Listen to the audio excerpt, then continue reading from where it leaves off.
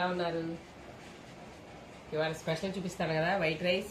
Special ఏం లేదండి, నాటుకోడి కూర అనమాట.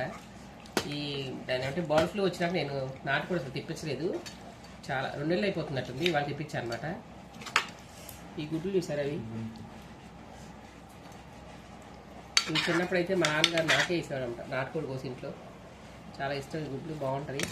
నాటుకోడి కూర, రసం, వెజ్ సలాడ్, ఫైనల్ పెరుగు. ఇదే అనమాట ఇవాళ స్పెషల్. గారె వేద్దామంటే మా అమ్మాయి వద్దు గారె ఇప్పుడు తినలేమని చెప్పేసింది.